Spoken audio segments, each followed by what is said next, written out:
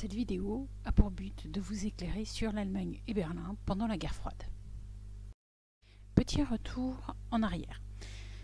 Le 8 mai 1945, l'Allemagne signe sa capitulation sans condition auprès des Alliés.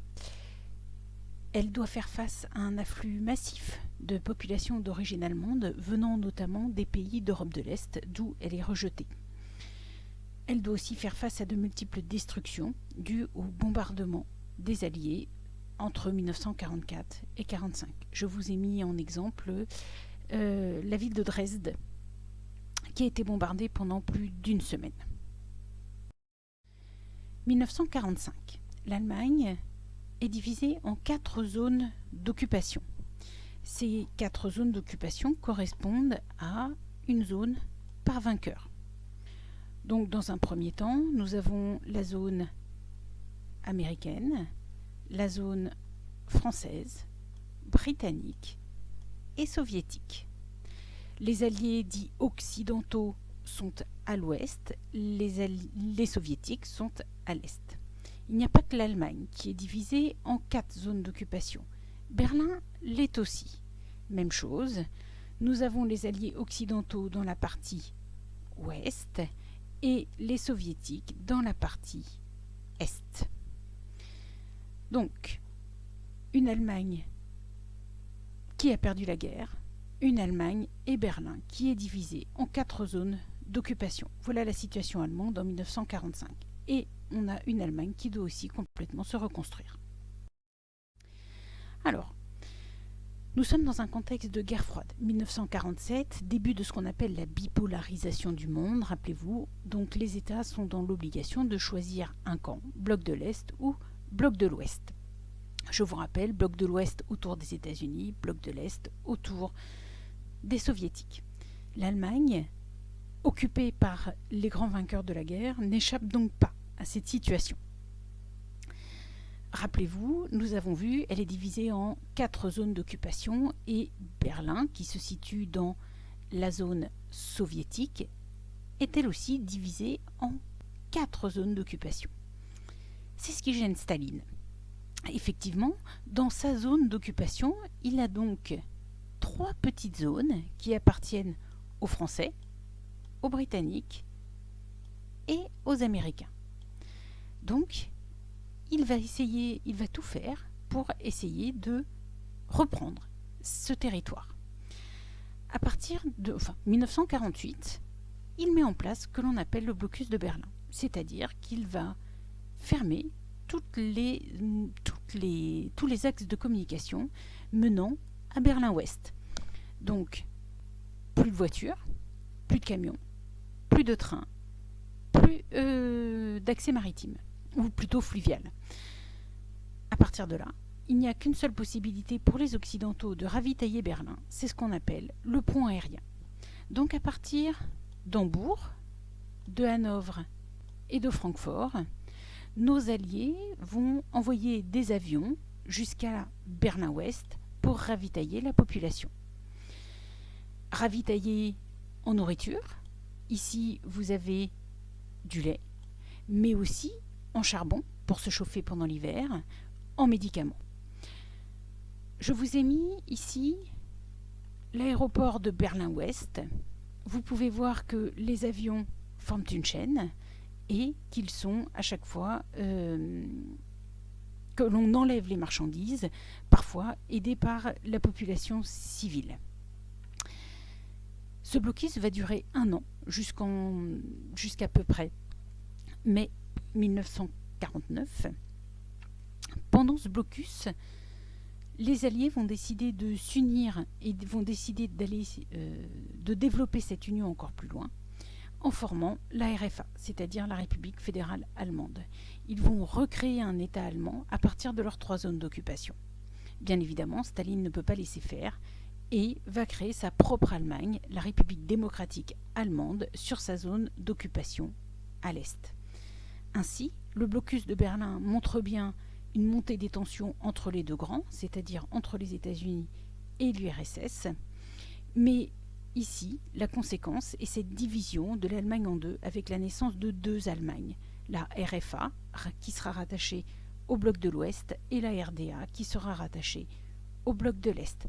Nous avons donc une bipolarisation de l'Allemagne, une Allemagne coupée en deux, et chaque Allemagne se retrouve à côté dans un bloc.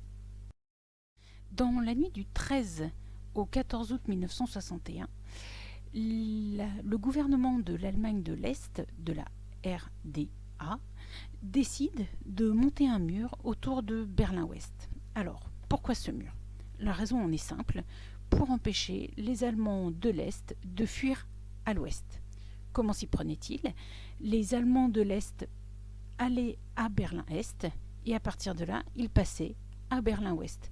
De Berlin-Ouest, ils pouvaient rejoindre la République fédérale allemande grâce aux voies aériennes ou grâce aux axes routiers et ferroviaires qui reliaient Berlin-Ouest à l'Allemagne de l'Ouest. Je vous ai mis des photos pour illustrer la construction de ce mur. Alors, la photo qui est à gauche illustre la construction du mur vue de l'ouest. Vous avez la population ouest-allemande qui regarde la construction du mur et vous voyez ici, on peut penser aussi qu'ils font un dernier geste à destination de personnes qu'ils connaissent à l'est.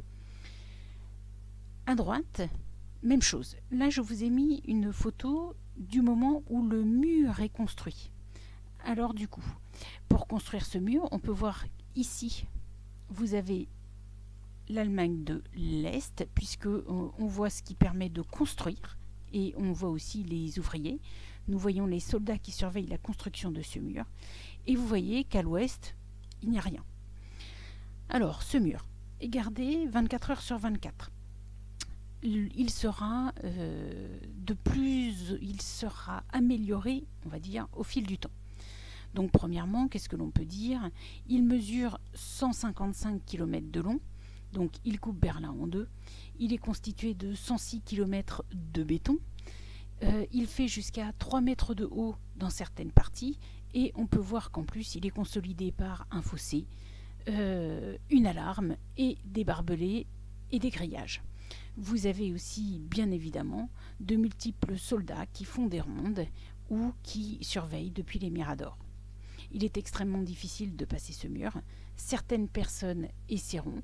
On compte à peu près 5000 personnes qui réussissent et une